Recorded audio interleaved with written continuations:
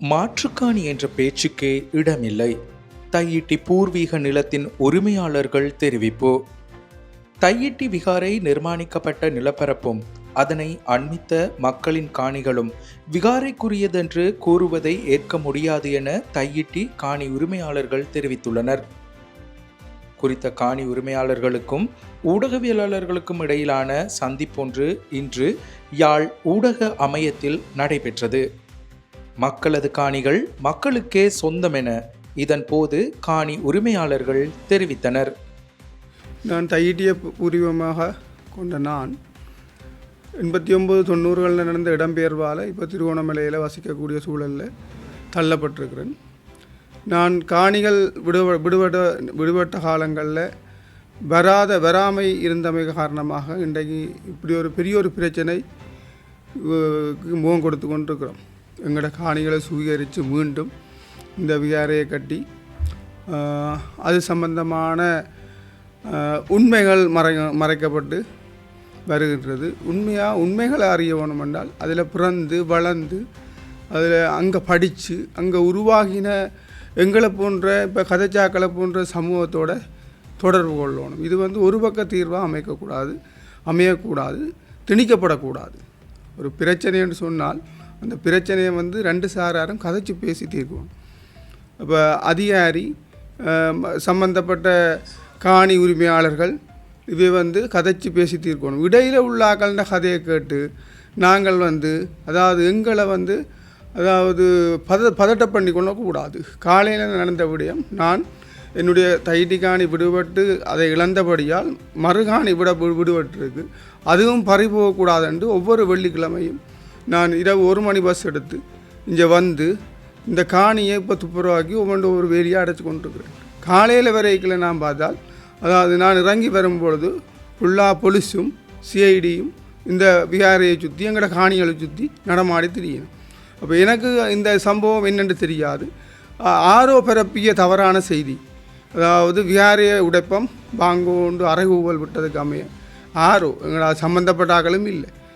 இப்போ அதாவது 3ஆம் ஆள் விட்ட இதுக்காண்டி எங்களோட அதாவது சக வாழ்க்கையையும் அதாவது என்ன செய்தினம் குழப்பி அடித்து விடியப்புறம் எங்களையே பதட்டப்படுத்தி எங்களுக்கு இடையூறாக அதாவது மேலும் படையணிகளை அதாவது சீருடை போடாத படையணிகளை உள்ளிறக்கி எங்களோட நாளாந்த செயற்பாடுகளை அதாவது 32 வருடத்துக்கு பிறகு நாங்கள் மீண்டும் எங்களோட சொந்த இடத்துல நிம்மதியாக வாழலாம் என்று வந்தாலும் இன்று வரை அந்த பிரச்சனை தொடர்ந்து கொண்டே தான் இருக்குது.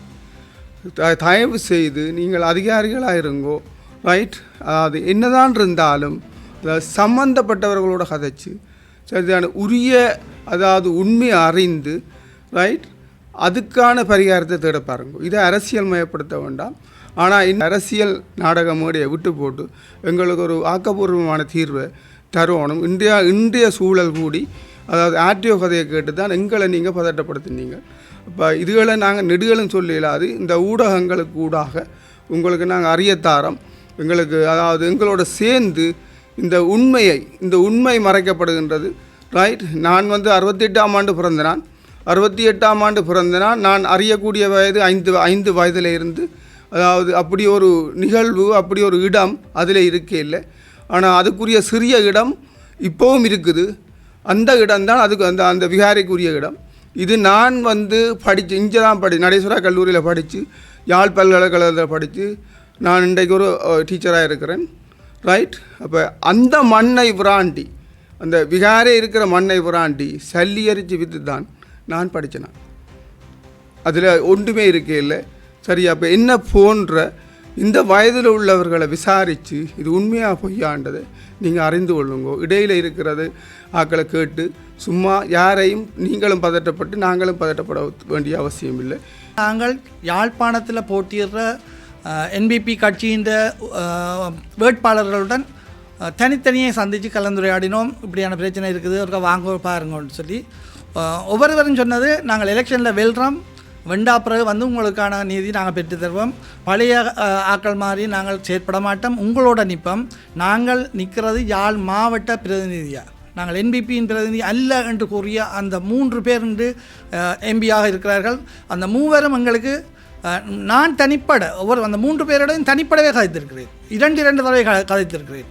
எனவே அவர்கள் இந்த போராட்டத்துக்கு எங்களுக்கு சார்பாக வந்து எங்களுடன் அங்கே நிற்க வேண்டும். ஏனென்றால் அவர்கள் வந்து என்பிபியின் எம்பிக்கள் என்பதற்கு அப்பால் அவர்கள் வந்து யாழ் மாவட்டத்தில் எங்களால் தெரிவு செய்யப்பட்ட பிரதிநிதிகள். அவர்கள் எங்களுடன் நிற்க வேண்டும், இல்லை என்றால் அவர்கள் விலக வேண்டும். எங்களோட பிரச்சனையை நாங்கள் அந்த இடத்துல சரியாக முன்வைக்க தவறுற பட்சத்தில் அவர்கள் வெளிப்படையாக இது ஒரு பெரிய ஒரு எழுச்சியாக அமையும். என்பிபியிலிருந்து தேர்தலில் வென்று வந்தவர்கள் யாழ் மாவட்ட பிரச்சனையை நாங்கள் எங்களால் கொண்டு செல்ல முடியாமல் இருக்கிறது. எனவே நாங்கள் இதிலிருந்து விலத்துகிறோம் என சொல்லணும். இல்லை என்றால் நேரடியாக அவர்கள் அந்த போராட்டத்தில் எங்களோட தோளோடு தோளாக நின்று போராட வேண்டும். அதே போன்று தமிழ் கூட்டமைப்பாக இருந்து இப்பொழுது தமிழரசு கட்சி திக்காக ஒரு கட்சியாக பிரிந்திருக்கிறார்கள். அனைத்து கட்சியை சேர்ந்தவர்களும் இந்த போராட்டத்தில் எங்களோட ஒரு ஆக்களை எங்களுக்கு பின்னால் இல்லை எங்களுக்கு முன்னால் நின்று போராடக்கூடிய ஆக்களாக இருக்க வேணும்.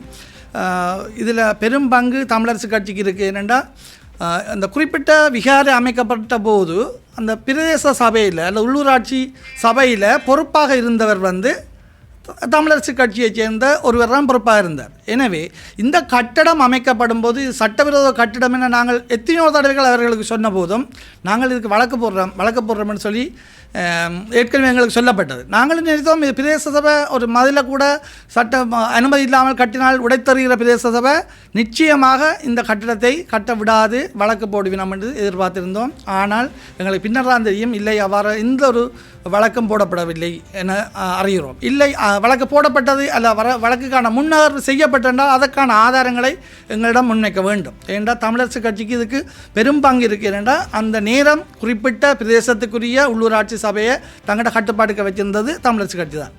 இதற்கு எதிராக நாங்கள் ஒரு 4-5 வருடங்களாக சம்பந்தப்பட்ட அதிகாரிகளுடன் தொடர்புகளை ஏற்படுத்தி கொண்ட போதிலும் எமக்கான நீதிகளோ நியாயங்களோ வழங்கப்படாத விடத்தே நாங்கள் கடந்த 2 வருடங்களாக போராட்டங்களை நிகழ்த்தி வருகிறோம்.